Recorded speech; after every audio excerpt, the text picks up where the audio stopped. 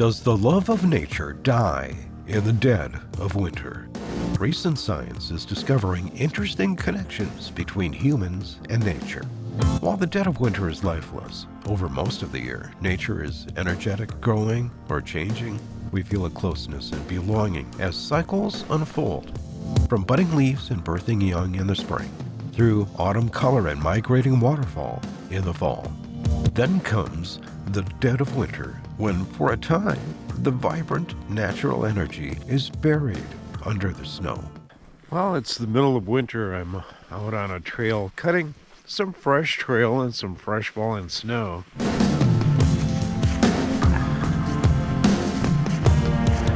With the arrival of snow, the landscape takes on a quiet serenity. It's quiet out here. I just heard a really funny noise, and I couldn't place what it might be. So I stood still and listened, and there it was again. And then I realized it wasn't from outside of me. It was my own stomach. It was still working on breakfast. In the hushed silence, the surroundings are in a dream state. But while nature takes a well-deserved rest, it opens a space for humans to reflect. The activity of the natural world turns from outside energy to inward energy. For a person, taking time to reflect allows one the space to listen to our inner voice, the voice that brings a deeper, more intentional understanding to your past experiences.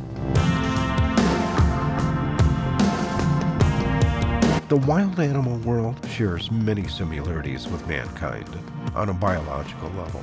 We breathe the same air, need the same water.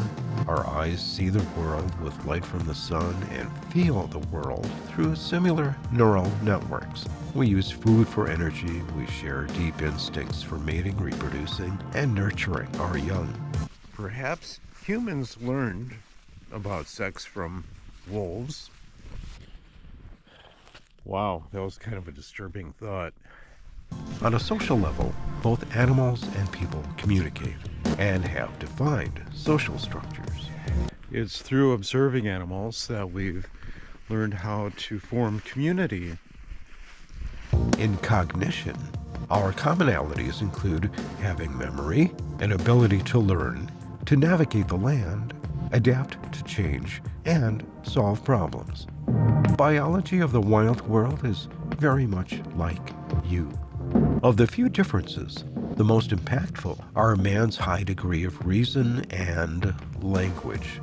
While animals live mostly in the present moment, man most often defaults to interpreting the world through stories. Man creates narratives because that's a main way in how we understand the world around us.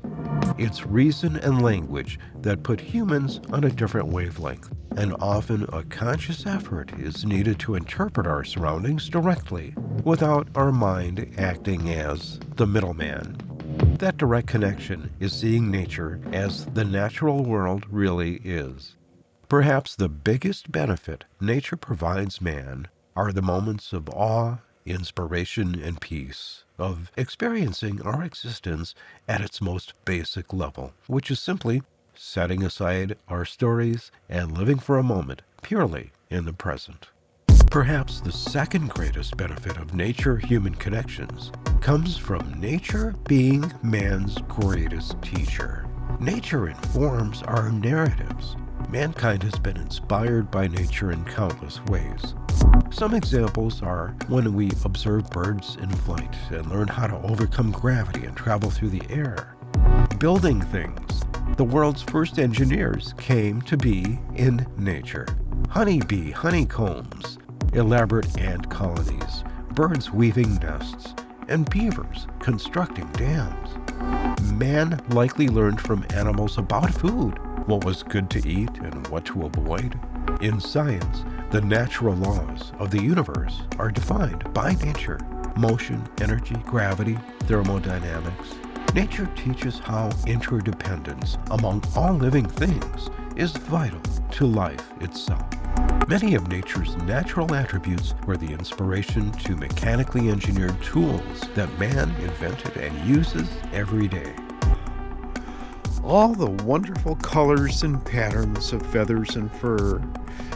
And nature's art is simply inspiring. From waterfowl, man envisioned floating over water. Perhaps from amphibians, a vision of submarines. And today, the best robots are those that incorporate bioengineering principles brought to us by nature. Does the love of nature die in the dead of winter? While nature's energy might not be seen happening all around us, perhaps in the serene, quiet white of winter is when we can best see nature's connection from within us. Well, thanks for joining me on this little walk and a little mind play into looking at the connections between beautiful wild animals and us humans.